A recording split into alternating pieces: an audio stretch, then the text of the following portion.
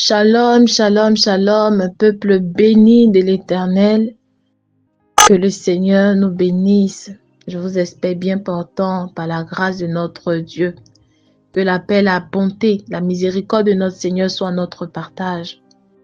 C'est votre sœur Esther, la sœur Esther de la Côte d'Ivoire. Et je viens en ce jour par la grâce que le Seigneur m'accorde, témoigner pour la gloire de notre Seigneur et Sauveur Jésus-Christ de Nazareth. Mais avant cela, je vais faire une prière de recommandation. Amen. Père, au nom de Jésus-Christ, je bénis ton Saint-Nom, te dis merci pour ce moment que tu permets en ce jour. Merci Père pour la grâce que tu m'accordes de venir témoigner pour la gloire de ton Saint-Nom. De venir faire part de ce que tu m'as montré pour l'édification de ton peuple. Je prie au nom de Jésus-Christ que tout esprit malin qui se lèvera contre ce moment, qui se lèvera, Père, contre ce message afin de faire barrage, de faire blocage, soit lié et jeté dans les abîmes au nom puissant de Jésus-Christ de Nazareth. Et que la portion, Père, qui est destinée à tout un chacun soit au nom puissant de Jésus-Christ de Nazareth. Amen. Mes frères, c'était lors d'une séance d'intercession globale. Nous étions à l'étape de la purification lorsque le Seigneur, dans sa grâce, m'a fait voir dans une vision un homme dans un salon de coiffure pour femmes. Dans la vision, je comprenais, je voyais clairement que c'était un homosexuel, un homme efféminé qui avait des tresses, des tresses sur la tête. Il avait des mèches sur la tête. Et il était au téléphone en train de discuter avec quelqu'un. Il avait des gestes en manière féminine en fait. Alors cette vision, le Seigneur m'a fait grâce de me la montrer lorsque l'homme de Dieu était en train d'orienter la prière de purification d'une manière particulière. L'homme de Dieu, l'apôtre Prémisse, a demandé à ce que on fasse une prière de purification pour tous les membres de nos familles, toutes les personnes réparties un peu partout dans le monde qui vivent d'une manière qui n'honore pas le Seigneur. Cette prière de purification allait permettre à ce que toute œuvre des ténèbres qui règne en eux soit affaiblie en vue de faciliter leur repentance. Et donc c'est à ce moment-là que j'ai eu cette vision de ce monsieur homosexuel.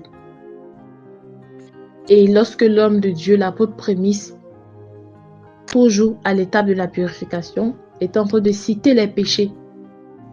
Les péchés, ils allaient être purifiés lorsque nous allons faire la prière de purification. Donc l'homme de Dieu, il est en train de citer les péchés. Et à ce niveau, le Seigneur m'a accordé la grâce encore une fois de plus de voir dans une vision un homme et une femme en train de commettre l'adultère. Dans mon esprit, je comprenais qu'ils étaient tous deux mariés. Donc la femme, elle était mariée à quelqu'un d'autre et le monsieur, il était marié également à quelqu'un d'autre. Mais ça ne les empêchait pas de se voir en cachette pour commettre l'adultère, l'infidélité. Mes frères, voilà donc le message du Seigneur, de me rendre tous bénis et fortifiés au nom de Jésus-Christ. Le Seigneur nous appelle à vraiment intercéder. Amen, amen. Alléluia. Gloire soit rendue à notre Seigneur et Sauveur Jésus-Christ de Nazareth, vraiment pour ce témoignage qui a été rendu pour la gloire de notre Seigneur et Sauveur Christ par la servante Esther. Vraiment que le Seigneur bénisse davantage la servante Esther vraiment et la servante Esther vraiment pour ce témoignage qu'elle a rendu pour la gloire de Dieu, pour l'édification du peuple du Seigneur. Bien-aimé, vraiment, vous-même, vous avez entendu et compris vraiment,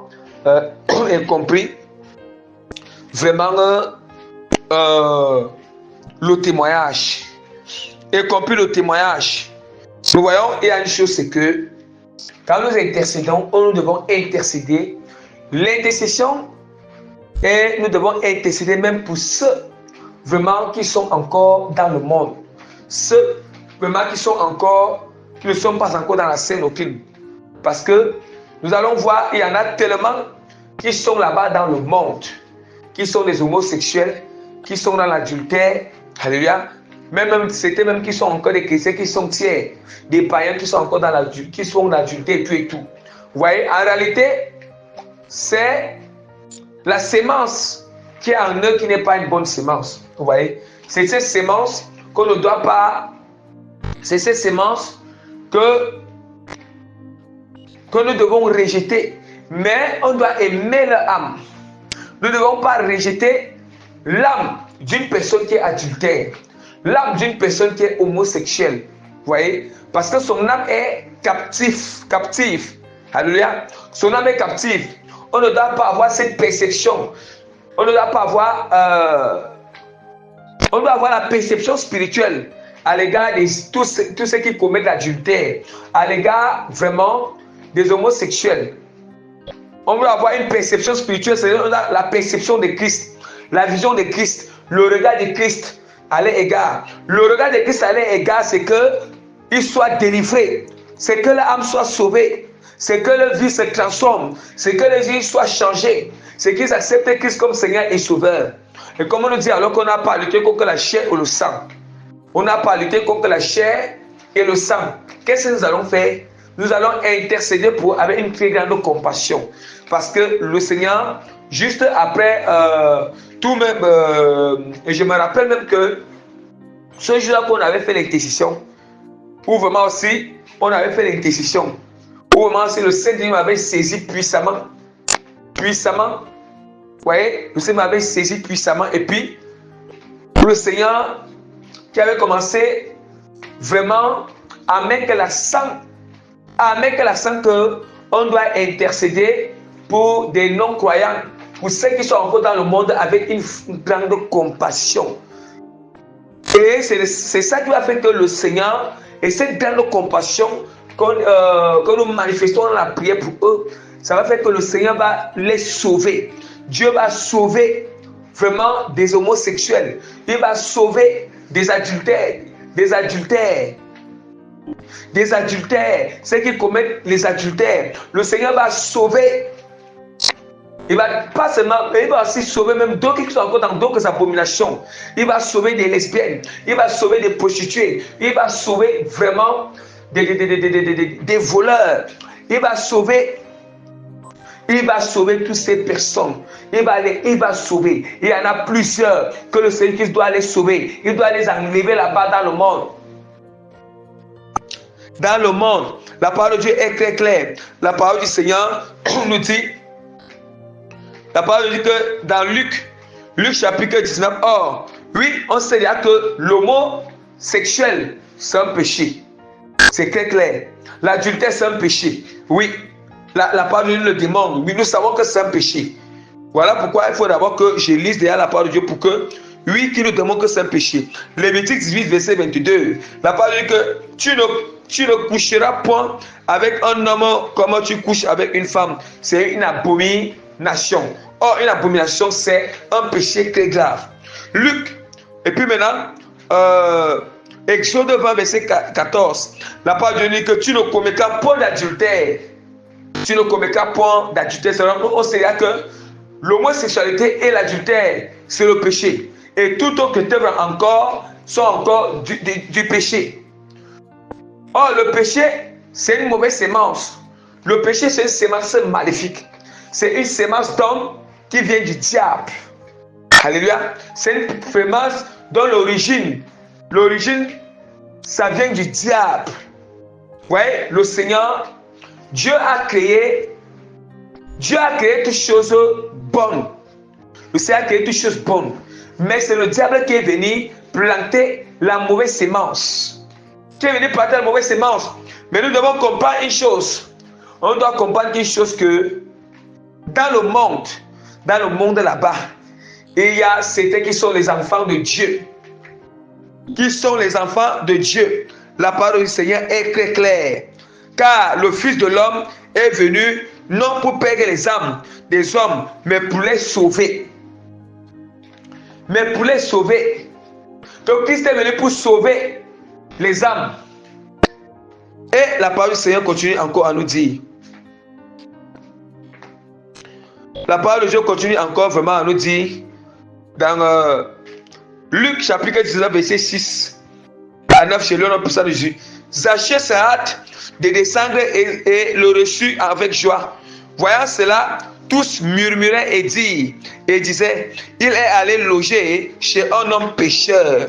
Mais Zachée, se tenant devant le Seigneur, lui dit, voici, Seigneur, je donne aux pauvres la moitié de mes biens, et si j'ai fait tort de quelque chose à quelqu'un, je lui rends le quadruple.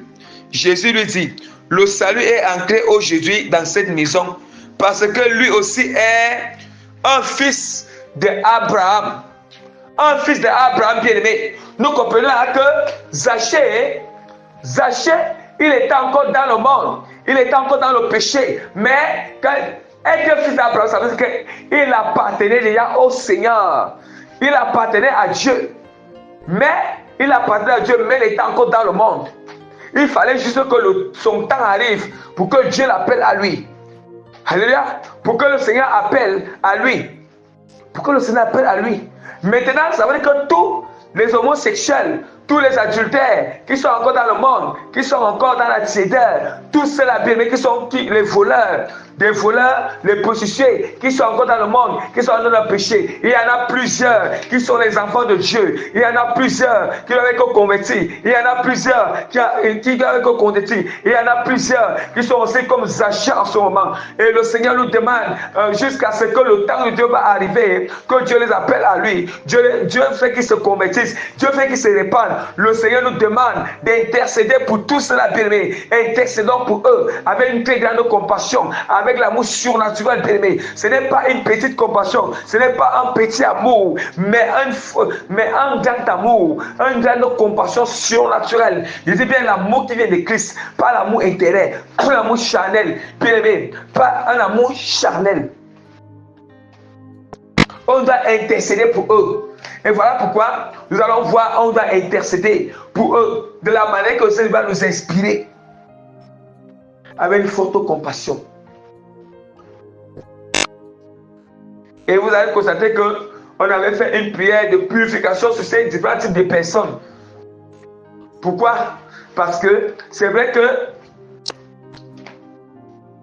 cette prière de purification, c'était quoi? C'était pour que le Seigneur fait pleuvoir le sang de Jésus-Christ dans leur cœur, leur âme et leur esprit.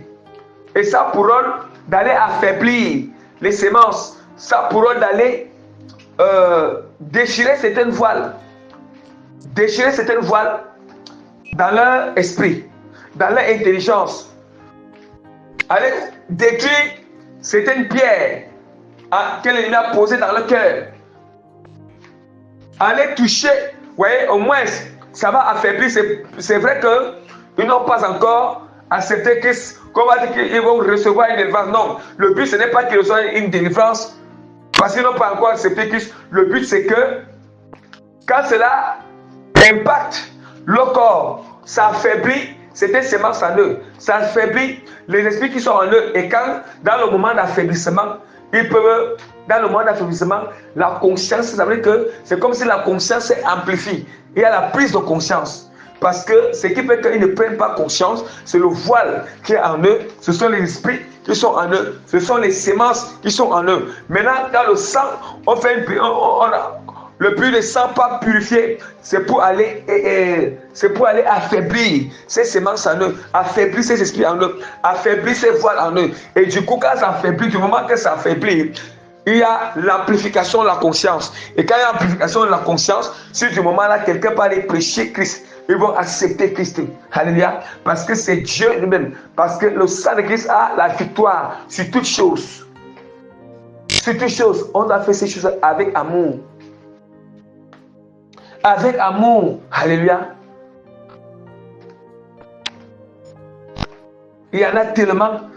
Vous voyez, Zachée était déjà étant dans le monde, il appartenait déjà à celui-ci aussi, le fils d'Abraham. Or, tous ceux qui sont fils d'Abraham, ce sont les fils ils sont vraiment des enfants de Dieu. Ce sont des fils qui doivent entrer au ciel par la grâce du Seigneur et hériter le royaume des cieux. Vous voyez dire qu'il y en a plusieurs qui ont encore aussi dans le monde comme Zachée l'était. Et regardez, on dit que le salut est ancré dans cette maison. Et la maison, ce n'est pas seulement la maison physique, mais dans son cœur. Ça veut dire que, regardez comment, ça veut dire que le salut est ancré dans le cœur de Zachée. Le salut est ancré dans le cœur de Zachée. Alléluia. C'est vrai que Jésus-Christ, physiquement, il est entré dans la maison de Zachée, la maison physique. Ça veut dire que Jésus-Christ est même le salut. Oui, il est aussi entré dans la maison de Zachée. Comme il est le salut physiquement, il est ancré dans la maison physique, le salut est ancré. Mais aussi, Jésus-Christ, il est aussi spirituel. Il est aussi spirituel. Ça veut dire qu'en même temps, il est aussi entré dans le cœur de Zachée qui est la maison. Donc, il est entré dans son cœur. Et lorsqu'il est entré dans son cœur, regardez la réaction de Zachée.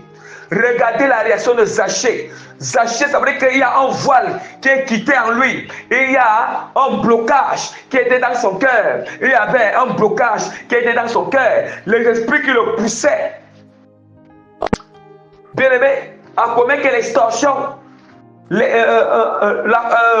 Vraiment, à commettre la corruption, les fraudes. Quand il prélevait les impôts, bien, mais il n'y avait plus ça dans son cœur. Parce qu'il y avait l'esprit qui logeait dans son cœur, des semences impures qui étaient dans son cœur. Mais Christ, il a ancré le salut ancré dans son cœur. Et quand le salut est ancré, ça veut dire que tout ce qui était là, Christ a ôté cela. Et c'est ça qui a changé. Ça veut dire qu'il ne voyait plus la chose de la même manière. Et voilà pourquoi les pharisiens, ils ont vu l'état de Zachée, c'est l'état que les gens là le voyaient dès le départ, c'est cet état qu'ils voyaient Zachée. Au point où ils étaient en train de murmurer. Ils étaient en train de murmurer, bien aimé. Or, le salut qui est ancré. Zachée commence à dire qu'il restitue. Regardez. Un truc qu'il ne pouvait pas faire par lui-même. Il ne pouvait pas faire ça.